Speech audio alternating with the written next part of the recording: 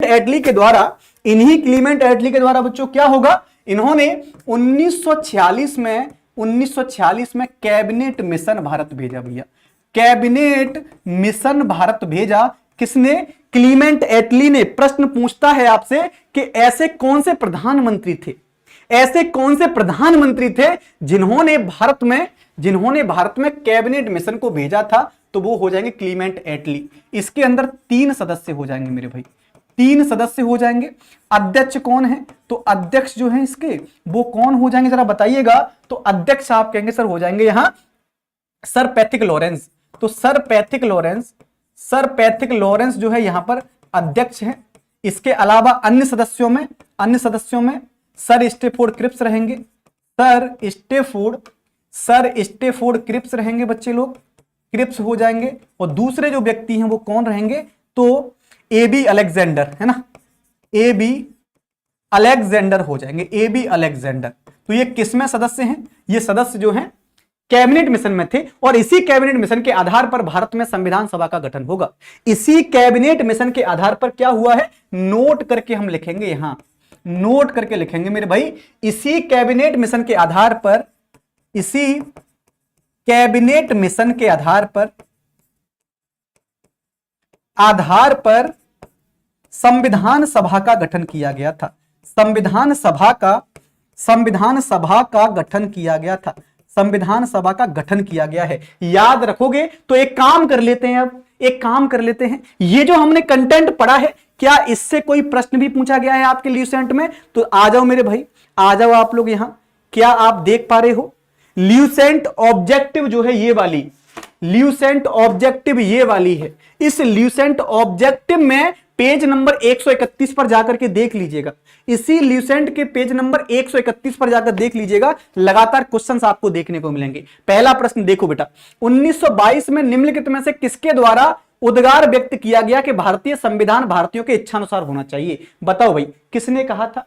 किसने कहा था? आप लोग कमेंट करके बताओ। सभी विद्यार्थियों को आंसर देना है, क्योंकि अगर हमने जो पढ़ा है उससे कुछ आंसर कर लेते हैं, फिर द्वारा से हम क्या करेंगे, फिर हम द्वारा से थ्योरी पे आते हैं।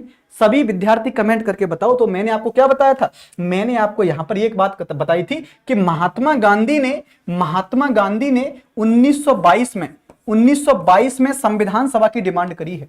किसकी मेरे भाई?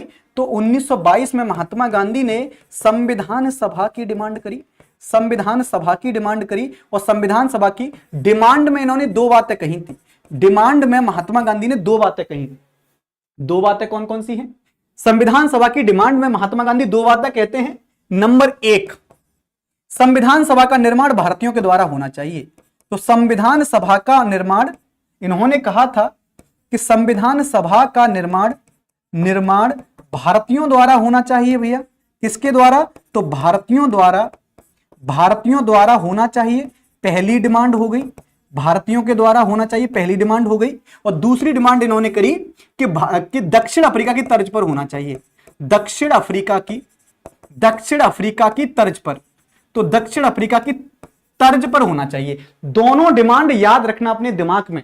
महात्मा गांधी ने 2 डिमांड करी थी कि संविधान सभा का निर्माण भारतीयों के द्वारा होना चाहिए और दक्षिण अफ्रीका की तर्ज पर होना चाहिए। एक भी क्वेश्चन बचेगा नहीं आज आपका। चलो भैया अगला देख लो। 1924 में किसके द्वारा ब्रिटिश सरकार से यह मांग की गई कि भारतीय संविधान के निर्माण के लिए संविधान सभा का गठन किया जाना चाहिए? देख लो भैया, 1924 में एम.एन. राय हैं, महात्मा गांधी हैं, मोतीलाल नेहरू हैं, गोपाल कृष्ण गोखले हैं। क्या जवाब करने वाले हो भैया? सभी विद्यार्थी जवाब कर दो और सेशन को शेयर भी कर दो। आप लोगों से मैं इतनी अपेक्षा तो कर ही सकता हूं, इतनी अपेक्षा कर सकता हूं। सेशन को आप लोग शेयर कर देंगे तो आंसर हो जाएगा बेटा महात्मा गांधी नहीं, मोतीलाल नेहरू। तो 1924 में मोतीलाल नेहरू ने संविधान सभा की डिमांड कर दी है। मोतीलाल नेहरू साहब के द्वारा संविधान सभा की डिमांड कब की गई? 1924 में करी गई।